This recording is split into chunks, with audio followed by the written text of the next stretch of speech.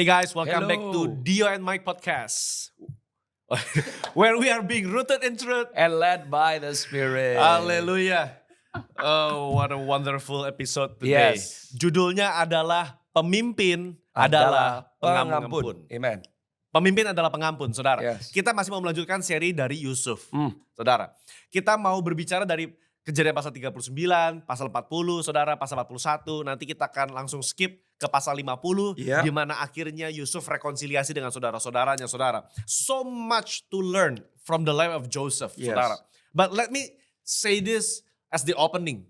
Semakin tinggi kepemimpinan seseorang, maka potensi untuk menyimpan luka semakin besar. Iya. Semakin tinggi saudara mau dipakai sama Tuhan, maka potensi untuk menyimpan luka semakin besar.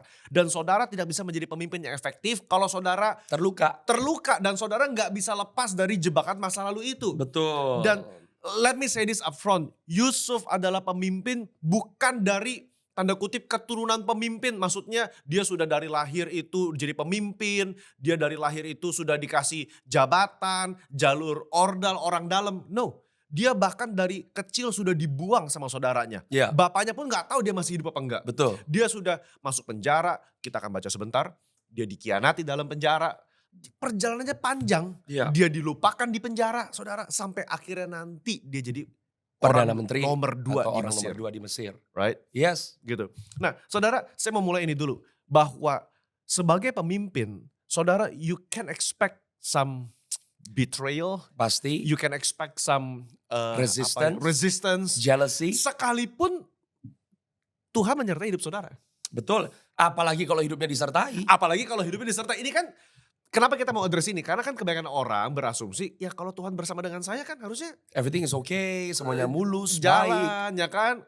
Contoh saudara mungkin pebisnis, saudara Ya. mungkin pengusaha. Katanya bersama dengan Tuhan, Tuhan Immanuel, kok bisnis saya hancur? Kok di pelayanan saya malah mengalami pengkhianatan?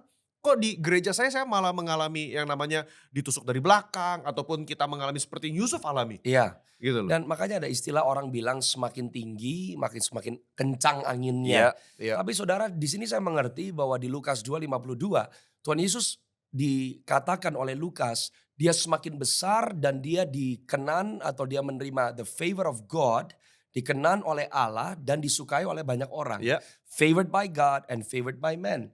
Saudara, kita percaya bahwa setiap panggilan Tuhan dalam setiap anak-anaknya, setiap destiny orang percaya itu akan disertai dengan favor. Iya. Dengan kasih karunia, dengan perkenanan Tuhan yang berbeda-beda. Kalau favor berarti saudara dan saya melihat bahwa ada keterlibatan seorang pribadi yang lain di luar dari kemampuan kita. Nah, saudara, karena Yusuf itu dikasihi oleh Tuhan, dikasihi oleh bapaknya, dan memang karena Yusuf punya mimpi yang adalah menurut kami Yusuf mewarisi sesuatu yang dimiliki oleh Abraham, his great grandfather, dan juga yang dimiliki oleh papanya. Karena Tuhan bicara kepada Abraham lewat mimpi, Tuhan Iya. bicara kepada bapaknya Yakub Yakub lewat mimpi. Lewat mimpi. Nah, karena Yusuf menerima sebuah warisan yang ilahi, Yusuf hidupnya juga disertai dengan perkenanan yang saudara-saudara lainnya gak punya. Salah satunya adalah jubah dengan warna yang berbeda-beda yang ayahnya berikan kepada Yusuf. Tapi di sini yang kita juga mau katakan adalah lebih baik saudara dan saya mengejar perkenanan Tuhan daripada perkenanan orang. Kenapa? Karena kalau kita mengejar perkenanan dari orang, saudara harus sadar setiap kasih karunia Tuhan, panggilan Tuhan, itu akan disertai dengan yaitu yang tadi disebutkan Pastor Dio. Ada orang yang gak suka, orang yang iri, orang yang dengki, orang yang melawan, orang yang mencibir.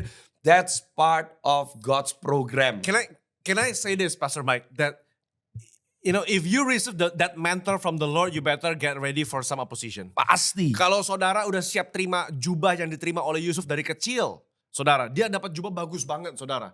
Zaman sekarang mungkin orang bisa bilang you can get the favor of the Lord, favor from your leader. Orang-orang pasti akan benci lah. Ya. Orang-orang kan pasti merasa kenapa dia dispesialkan, kenapa dia difavoritkan. Padahal Yusuf kecil juga mungkin ya bukan maunya gua. Bukan maunya gua. Dan saudara harus tahu karena di dalam setiap panggilan atau ada tanggung jawab, pengurapan, kita mau pakai kata jubah, saudara harus mengerti yang diincar oleh musuh kita yang bukan darah dan daging. Musuh kita bukan orang-orang yang benci kita, yang iri sama kita. Musuh kita adalah setan, iblis. Yang mengaum-ngaum, Yes. tugasnya hanya mencuri, Membunuh. membinasakan. Dan apa yang dia mau binasakan? Rencana Tuhan dalam kehidupan setiap anak-anaknya. Yang ditarget adalah kehendak Tuhan yang Tuhan rindukan terjadi. Itu yang mau diaborsi oleh iblis. Saudara, memang kita nggak melihat ada kata iblis di sini dalam konteks kejadian 39, 40 ketika Yusuf masuk penjara. Cuman kalau dalam konteks zaman sekarang nih, Ya. most likely orang akan merasa ini kayaknya setan nyerang aku nih. Tiba-tiba lagi kita baca dulu kejadian 39 ayat yang kedua. Namun Tuhan menyertai Yusuf sehingga ia menjadi orang berhasil. Ia tinggal di rumah tuannya orang Mesir itu. Ya. Ayat yang ketiga bahkan ditambahkan lagi. Tuannya pun melihat bahwa Tuhan menyertai Yusuf. Dan bahwa apapun yang dikerjakannya Tuhan membuatnya berhasil. Amen. Singkat cerita Yusuf memegang seluruh properti daripada Potifar. Ya. Kecuali istrinya. Semua yang di bawah kendali Yusuf itu rumah, aset, kambing domba. Semua di bawah sama Yusuf. Tetapi iblis gak senang. Nah kan seringkali orang percaya zaman sekarang kita ngomongnya begitu. Iblis gak senang. Sehingga satu dan lain hal saudara perhatikan. Walaupun dikatakan Tuhan menyertai dia. Dalam ayat yang ke-20 dia dijebloskan ke dalam Jadi yang penjara. kita harus bisa bedakan adalah kapan itu memang adalah resistensi secara spiritual. Dan di mana ternyata ada kasus-kasus juga yang itu bukan iblis sebetulnya. Itu adalah tuaian dari apa yang kamu tabur. Lain cerita kalau Yusuf menerima resistensi di rumah Potifar karena dia hamba yang malas, Dia mencuri. gak bisa dipercaya. Itu beda hal. Itu dia juga bisa dijebloskan di penjara. Betul. Tapi dia dijebloskan karena ulah sendiri. Oke, jadi kita bisa lihat apa nih ciri-ciri untuk teman-teman atau saudara di luar sana untuk membedakan ini nih aku udah diserang atau memang karena kesalahanku sendiri. That's it.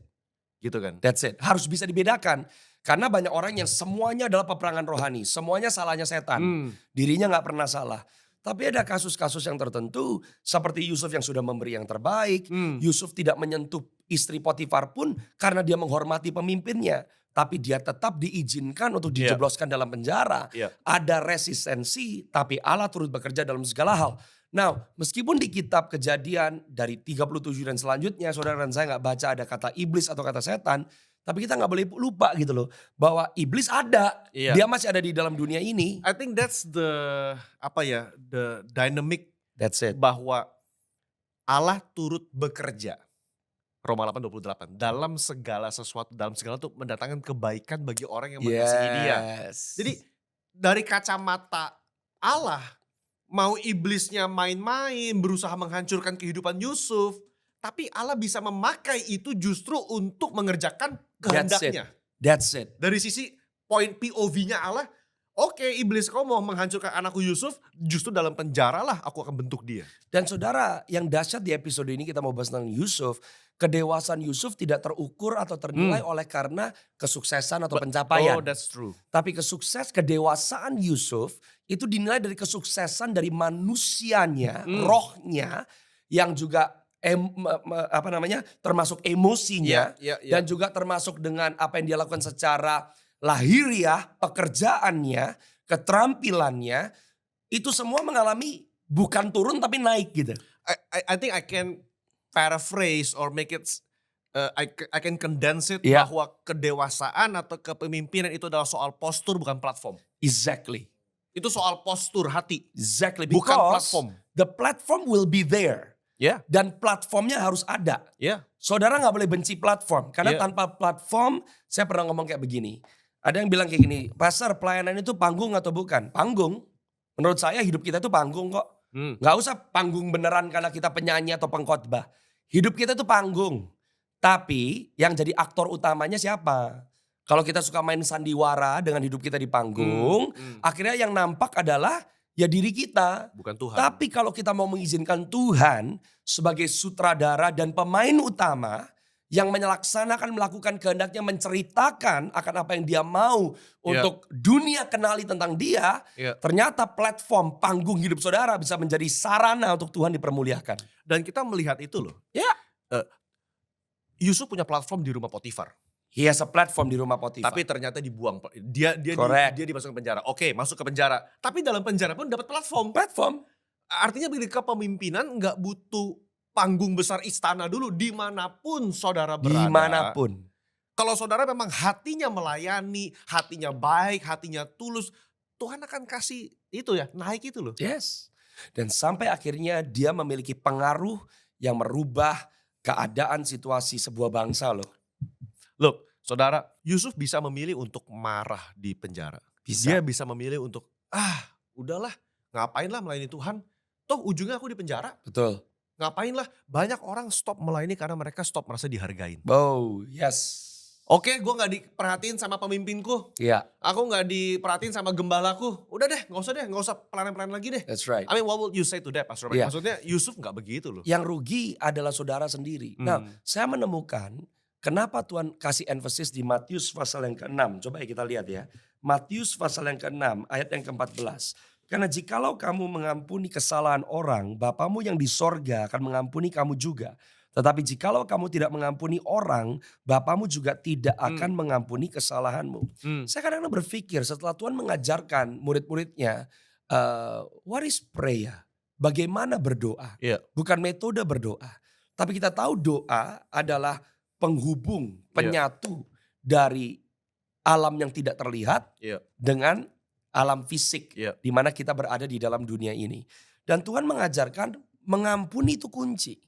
Karena kenapa saudara? Kalau saudara dan saya jadi pahit, orang yang gak mau mengampuni, pasti apa yang saudara lakukan tuh terdampak. Kinerja terdampak. Cara saudara memperlakukan orang terdampak. Cara memperlakukan diri sendiri terdampak. Keputusan-keputusan yang lain terdampak. Dan Tuhan mau katakan kalau orang tidak menjadi dewasa secara emosi dan dewasa secara rohani. Yang artinya dewasa secara rohani adalah memiliki karakter Kristus, hidup seperti Kristus. Nah, dan Kristus lebih jelas lagi memberikan kepada kita teladan. Di mana kita dipanggil oleh Tuhan untuk menyerupai Kristus. Maka orang-orang yang gak dewasa secara rohani dan kita gak mengalami perubahan dengan cara kita hidup sesuai dengan prinsip kerajaan, kita yang sedang mengaborsi, membatalkan rencana Tuhan dalam kehidupan kita. Right, karena Tuhan bilang kalau kamu gak mau ngampunin, Tuhan lagi mau ngomong, kamu juga bikin kesalahan soalnya, kamu juga gak sempurna soalnya. Tapi kalau kamu mau hidup mengampuni, kamu mau hidup seperti Kristus hidup, saudara akan mendapatkan apa sih yang Anda akan dapatkan? Anda akan mendapatkan tuaian dari apa yang Anda tabur gitu loh. Di mana waktu engkau lemah, Tuhan yang step in.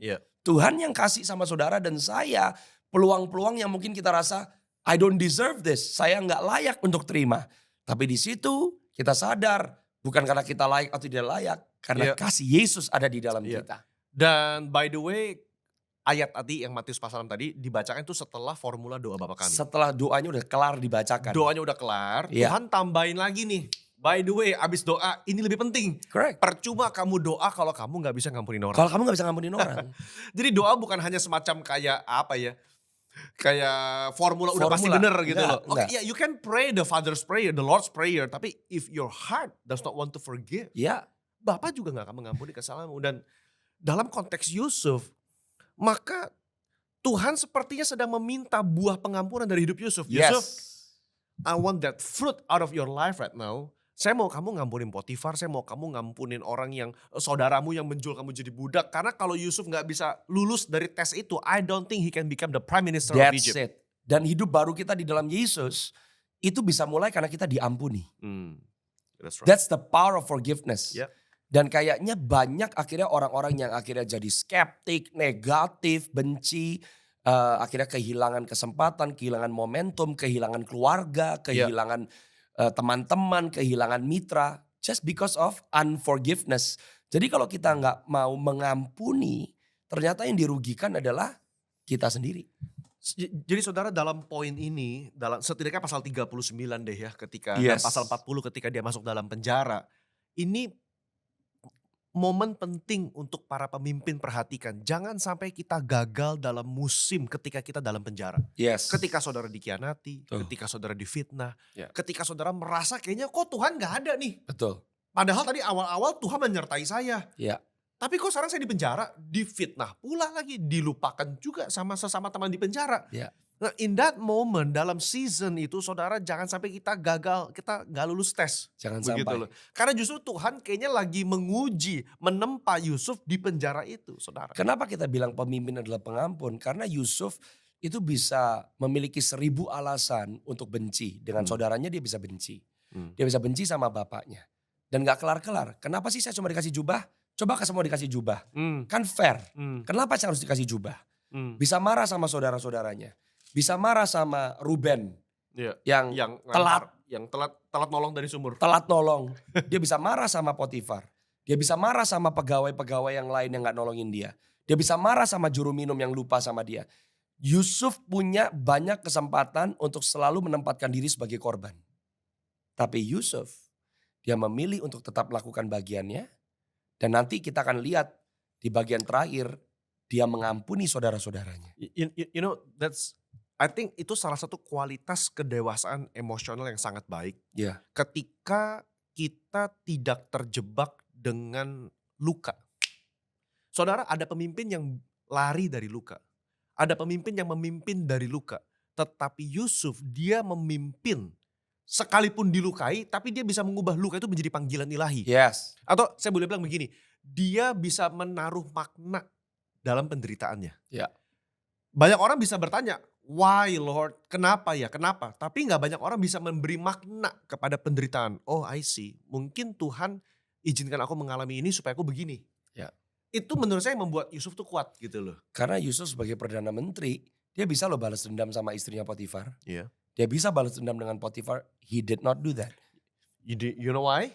Karena karakter yang dibentuk dalam penderitaan menentukan cara seseorang menggunakan otoritas dan kuasa. Come on, that's powerful. Kalau orang gak pernah mengalami penderitaan, orang gak pernah direndahkan, orang gak tahu tuh rasanya tuh dikhianati. Ketika dia jadi pemimpin, oh dia akan jadi pemimpin yang sangat sombong. Betul. Karena gak pernah mengalami penderitaan. Betul. Saya rasa justru Tuhan baik sama Yusuf. Yusuf, aku izinkan kamu ngalamin ini. Ya. Supaya nanti kalau kamu jadi pemimpin, kamu gak jadi pemimpin yang menginjak-injak orang. Karena kamu pernah tahu rasanya diinjak orang. Dan you know saudara, ternyata kalau orang yang mengampuni bukan berarti saudara harus pura-pura atau kembali seperti dulu lagi. Relationship bisa berubah, Iya. cara berinteraksi bisa berubah. Tapi menurut saya apa sih yang menjadi ciri khas orang-orang yang sungguh-sungguh mengampuni? You can move on with your life without being bitter. Kamu gak perlu ngomongin orang, gak perlu jelekin orang itu. Just move on with your life, lakukan bagianmu, dan hiduplah di dalam damai sejahtera dan sukacita Tuhan. Yep. Saudara, kita akan ketemu itu nanti. Saudara, ketika Yusuf melahirkan Manasye. Iya. Karena arti kata Manasye adalah sebab Allah telah membuat aku lupa akan kesengsaraanku, kesukaranku, dan rumah ayahku. Iya. Yusuf bisa lepas, dia bisa move on. That's right. Karena Tuhan kasih Manasye dalam hidupnya. Iya. Gitu loh. Oke, saudara, kita mau lanjut dulu saudara.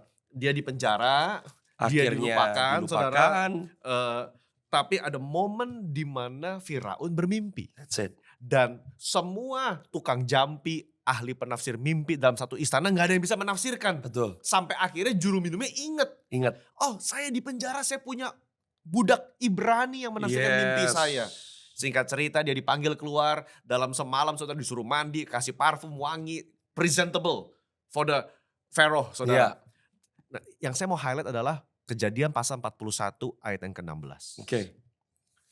Kejadian 41 ayat yang ke-16. Ketika Firaun bilang, aku dengar kamu dapat mengartikan mimpi. Sahut Yusuf, bukan aku, melainkan Allah yang akan memberitakan kesejahteraan kepada tuanku Firaun. Itu perkataan dari seorang yang sudah, saya gak tahu berapa belas tahun dia di penjara, jadi budak sejak dia dijual sama kakaknya. Tapi dalam kondisi seperti itu dia masih tidak mencari validasi untuk dirinya sendiri. That's right. Dia tetap attribute, no this is not me. It's God. It's God. Dia masih bisa jaga sikap hati dan emosinya pure di situ. Yes. Dia nggak sombong, dia nggak merasa kayak ya ini aku nih, ini all the credit goes to me. Enggak. Karena dia telah mengalami yang namanya itu the dark times in his life. Dia telah mengalami namanya penjara dalam hidupnya. Jadi saudara ternyata hubungan kita dengan Tuhan gak perlu loh terdampak karena apa yang kita alami. You still can have a deep relationship with God. Suka maupun duka. Senang maupun sedih.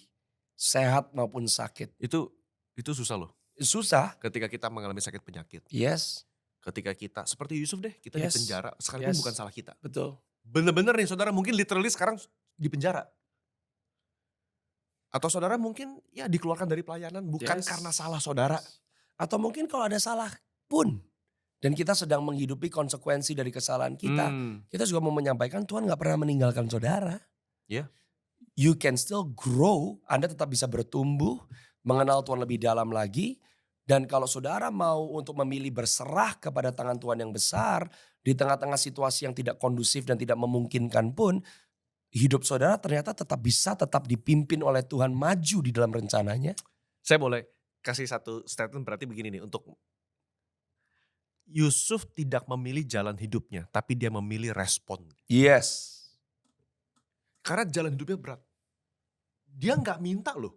Tuhan saya nggak minta lahir dibuang, jadi budak, di penjara, difitnah. Saya nggak minta loh. Dia gak mungkin ada yang minta. Dia gak bilang gini, Tuhan aku gak minta bisa mimpi loh. Aku juga nggak minta loh Tuhan. Aku gak minta loh karunia menafsirkan mimpi. Tapi pemilihan responnya tepat semua. So leaders, siapapun saudara, pemilihan respon saudara menentukan ketika engkau dalam penderitaan dan dalam masalah. Sangat penting. Tuhan melihat respon. Karena Tuhan adalah Allah yang menguji hati manusia. Yes. Dia menguji ketetapan hati kita. Dia menguji pilihan-pilihan batin kita. Dan pilihan itu yang akan menentukan trajektori saudara ke depan. Dan untuk mengampuni saudara, pengampunan dilepaskan juga karena pilihan. Orangnya belum tentu akan berubah, orangnya belum tentu akan menerima, orangnya belum tentu akan minta maaf kembali, orangnya belum tentu akan senang. Tapi pengampunan diberikan bukan karena orangnya memang layak diampuni atau tidak, mau diampuni atau tidak, mau minta maaf juga tidak. Tapi sebetulnya pengampunan melepaskan diri orang yang sedang mengampuni. Amen. Amen. Amen. Saudara, let's move on. This is all so good. I hope you learn a lot, saudara. By the way, sembari nonton ini, kalau saudara belum subscribe, please subscribe, saudara. Dan share kalau saudara diberkati sampai titik ini, saudara. I wanna highlight progres Yusuf bertumbuh sebagai pembaca mimpi. Yes. Saudara. Dari awal ketika dia menafsirkan mimpi, saya ada 3 progres ya. Ketika Yusuf muda dia bermimpi, ketika dia menafsirkan mimpi juru makan dan juru minum, Dan juru roti dan juru minum, dan terakhir mimpinya Firaun. Ada perbedaan loh. Oke.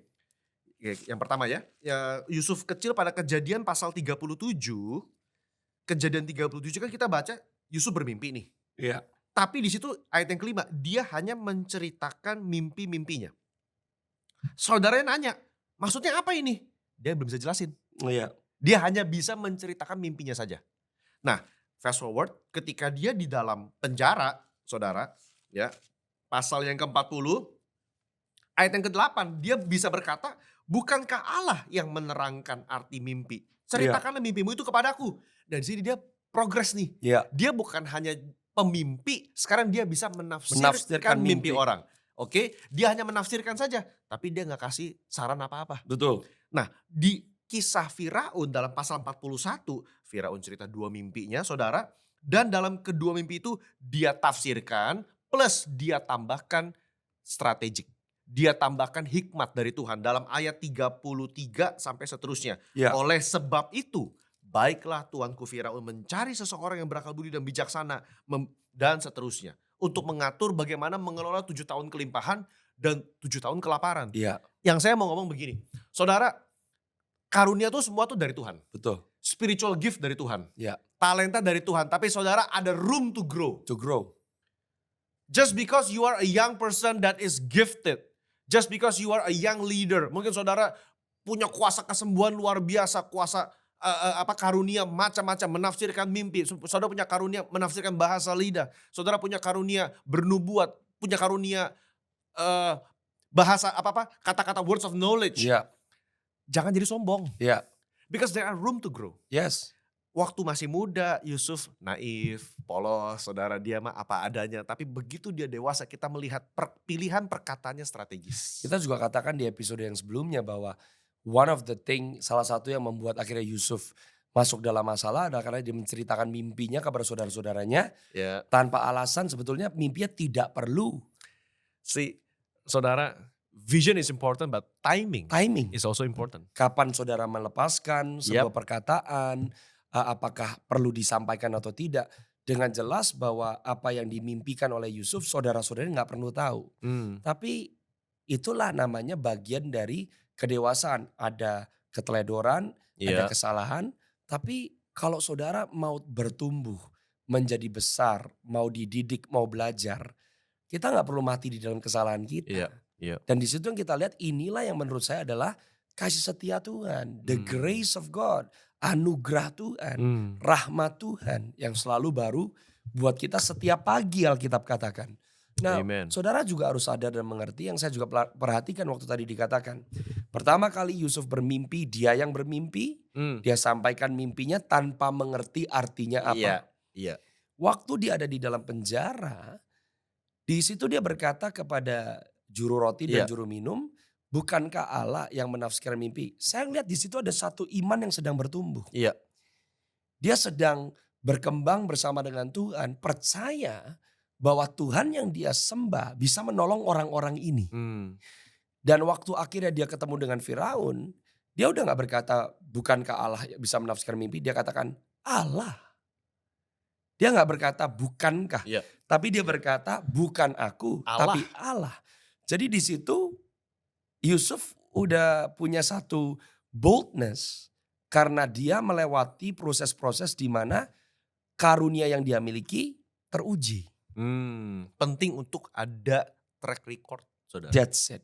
Sebelum Tuhan percayakan perkara yang besar, Setialah pada perkara-perkara yang kecil. jangan mimpi menafsirkan mimpi presiden. Kalau mimpi bupati aja lu gak tahu cara nafsirinnya gimana. Karena dampaknya beda loh. Dampak penafsiran Yusuf akan mimpi juru roti dan juru minum itu nyangkut hidup mereka masing-masing. Tapi kalau dia nafsirin mimpinya Firaun, ini menyangkut nasib jutaan orang. Can we say that we need a generation, kita butuh generasi yang bertumbuh sehingga kata-katamu memiliki dampak bagi bangsa ini. Yes. Kita butuh generasi yang bukan hanya kicap-kicap doang di platform-platform kecil tapi nggak punya arti apa-apa. That's it. Kita butuh orang-orang yang proven, punya track record. Ada integritas di situ. Sehingga ketika when the time comes, ketika Tuhan bawa anak-anak Tuhan ini ke pemerintahan, ke politik, ke ekonomi, mereka berdampak. Dan saudara, kalau kita lihat ceritanya Yusuf, untuk saudara bisa dipercaya dengan perkara yang lebih besar, saudara dan saya nggak perlu mencoba cari jalan sendiri. Karena mimpi di penjara pun itu nggak ada yang tahu kecuali si juru roti dan si juru minum. Iya. Tapi ternyata yang dilihat oleh Tuhan bukan bagaimana cara Yusuf menafsirkan mimpi. Menurut judul yang kita ambil untuk episode kali ini, yang dilihat oleh Tuhan selalu adalah sikap hati. Sikap hatinya. Kalau Yusuf. kamu bisa tetap mengasihi orang, kamu tetap bisa menghormati orang, kamu nggak kepahitan, kamu nggak jadi negatif, skeptik. Masalahnya sekarang banyak orang mau menyatakan kebenaran, tapi Anda melakukannya untuk bunuh karakter orang. Membangun pelayanan lahir dari sakit hati. You know Pastor Dio, saya tuh baru diajar oleh Iya. Tuhan. Apa sih yang dimaksud dengan hati seorang hamba? Orang seringkali berpikir hati seorang hamba, ya yang penting kamu mau melayani, diam aja yang penting melayani. Saya baru beberapa hari yang lalu Tuhan ajarkan.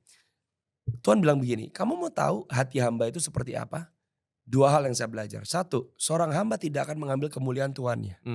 Tapi yang nomor dua, dan ini bisa dibuktikan dari perumpamaan-perumpamaan yang Tuhan Yesus berikan, dari khotbah-khotbahnya waktu dia ada di bumi 3,5 tahun melayani sebelum dia disalibkan, mati dan bangkit pada hari yang ketiga dan terangkat ke surga. Nomor satu, jangan ambil kemuliaan Tuhan. Berarti personal integrity. Kasihlah Tuhan Allahmu dengan segenap hati, jiwa, kekuatan, dan akal budi. Tapi yang kedua, seorang yang punya hati hamba, saudara nggak bunuh pelayan-pelayan Tuhan yang lain. Ingat ada perumpamaan yang Tuhan kasih. Seorang hamba yang utangnya dihapuskan. Dihapus. Tapi apa yang dia lakukan? Dia malah ngejar hutang yang hamba-hamba yang lain. Jadi orang yang punya hati hamba nomor satu. Anda tidak sentuh yang milik Tuhanmu. That's Apa good. yang menjadi milik Tuhanmu? Kemuliaan dia. Tapi nomor dua. Orang yang punya hati hamba. Saudara juga menghargai pelayan-pelayan Tuhan yang lainnya. Yeah. Dan itu yang dinilai oleh Tuhan. Yang dinilai oleh Tuhan bukan karena Yusuf prestasinya. Kalau mau dibilang dia kepala rumah Potifar, oke. Dia bukan jadi Perdana Menteri negara lebih kecil dulu. Sometimes kalau Tuhan mau mempercayakan sesuatu, kita gak bisa ngiri sama orang lain. Iya. Ada yang tiba-tiba Tuhan kasih skalanya kali 4, ada Iya. yang kali 6, ada yang Iya. kali 8. Iya. Tapi yang Tuhan cari bukan keterampilan kita. Yang Tuhan cari adalah sikap hati kita. Respon. Respon. Nah kenapa kita mau bilang pemimpin adalah pengampun? Karena kalau orang gak bisa ngampunin, itu mendiskualifikasi diri kita sendiri untuk jadi seorang pemimpin. That's good. Karena kalau kita mau memimpin pasti ada hubungannya dengan orang lain. Iya. Bagaimana Tuhan bisa mempercayakan kita kepada orang-orang yang Tuhan kasihi kalau ternyata kita benci orang-orang yang Tuhan kasihi. Dan itu terukur ketika in the end saudara-saudara Yusuf Ketemu Yusuf. saudara. Yusufnya juga gak bodoh loh. Yusufnya tuh ketemu sama kakak-kakaknya. Diuji dulu. Diuji dulu loh. Diuji dulu. Dan Yusufnya juga exercise his authority. Ya. Yusuf bukan jadi berubah tiba-tiba jadi orang yang harus pura-pura kan aku yang paling bungsu. No. Yusuf udah grow up, dia punya otoritas, dia nggak pura-pura. Tapi saudara, apa sih kalau nanti sebelum Pastor Dio bacakan ayatnya, kalau saya bisa katakan mumpung inget nih. Orang yang ngampunin, Anda nggak usah main sandiwara buat orang. Tapi waktu orang yang pernah bikin salah mau minta tolong atau perlu sesuatu, Anda mau tolong atau enggak? Wow. Susah loh itu. Susah, Iya. tapi itu aja. Waktu orang itu butuh pertolonganmu, kamu mau tolong atau tidak? Kalau saudara belum ngampunin, waktu orang itu minta tolong, saudara gak mungkin mau tolong. Iya. Tapi kalau musuhmu minta tolong, Anda mau tolong atau enggak? Jadi gak usah main sandiwara, gak usah pura-pura, harus balik kayak dulu lagi, harus coba jilat lagi, cari. Enggak. Tapi kalau sampai musuhmu mau minta tolong, mau gak kamu tolong? Itu kayaknya baru di mata Tuhan lulus tes. Lulus. Ya. Dalam Kejadian pasal 50 saudara, ayat yang ke-20 kita membaca saudara, ini akhir daripada kitab Kejadian saudara. Yusuf mampu mereframing. Ya, reframing apa yang terjadi dalam masa lampau. Dia katakan memang kamu telah merencanakan yang jahat terhadap aku. Tetapi Allah telah merencanakannya demi kebaikan. Untuk mewujudkan apa yang terjadi sekarang, yakni memelihara hidup banyak orang. Jadi jangan takut, aku akan memelihara kamu dan anak-anakmu juga. Itu adalah contoh yang tadi Pastor Michael bilang, dia menolong saudara-saudaranya yang bahkan dulu sudah menjual dia sebagai budak. Oh, luar biasa. Saya suka banget tuh ayat yang ke-21. Demikianlah ia menghiburkan mereka dan menenangkan hati mereka dengan perkataannya. Jadi saudara-saudara Yusuf tuh jadi tenang. Bukan karena tiba-tiba mungkin mereka bisa ketawa ketiwi kayak dulu lagi. Karena Yusuf memberikan kepastian bahwa hidup mereka, keluarga, anak-anak, cucu-cucu mereka akan dipelihara oleh Yusuf. Orang yang ngampunin jadi berkat ternyata. Yep. Orang yang mengampuni dan orang yang gimana ya, hatinya itu mau legowo. Akan dipercaya oleh Tuhan. Karena Tuhan yang mengasihi kita, dia mengasihi dunia ini. Now I know kenapa Tuhan berkata yang tinggal adalah iman, pengharapan, dan kasih. Tetapi yang terbesar di antaranya ialah kasih. Saudara, jadi dari sini saya pelajari bahwa kalau Yusuf gak mengampuni, maka dia gak bisa masuk dalam destininya Tuhan. Gak bisa. Jadi kita sebagai generasi muda di sini, saya gak tahu latar belakang saudara, mungkin saudara pernah di-abuse, saudara pernah dikhianati, saudara pernah difitnah, saudara benci mungkin sama oknum gembala atau hamba Tuhan atau gerejamu. Tapi dari episode ini kita mau katakan saudara, mari belajar mengampuni. Karena destiny Tuhan dalam hidupmu besar. Jangan sampai destiny itu gagal hanya karena kita gak bisa ngampunin. So good. Karena dari perspektif POV kekekalan yang saudara alami, dengan yang Tuhan mau siapin bagi saudara itu gak sebanding. Wow. Gak sebanding. You know one of the very last words out from Jesus' mouth on the cross. Forgive them. Bapa, ampuni. Dari semua kata-kata yang bisa Tuhan pilih, Tuhan Yesus pilih sebelum dia mati di kayu salib. Bapa, ampunilah mereka. Karena mereka tidak tahu apa yang mereka perbuat. Ya. Kalau kita ngeliat kalimat itu dari perspektif ini, it shows that God's heart is forgiveness. You know, berarti destiny terbesar Yusuf itu bukan kasih makan bangsa waktu kelaparan. Bukan jadi kepala penjara yang baik. Bukan jadi hambanya Potifar yang paling baik. Bukan jadi pewaris jubah, urapan, karunia, mimpi yang Abraham dan Yakub miliki. Yusuf menjadi serupa dengan Tuhannya. Wow. Dan itu kita loh, destiny kita. Ya. menjadi segambar serupa dengan Kristus. Supaya yang kita dengar adalah, hai hambaku yang baik dan setia. Amen. Masuklah ke dalam kebahagiaan Tuhanmu. Amen. Amen. So I hope you're blessed by this episode, saudara. DM kita, tulis di komen, saudara. Thumbs up kalau sudah diberkati. Share video ini, subscribe Yes. bagi yang belum. God bless you. We'll see you in the next See you episode. next time.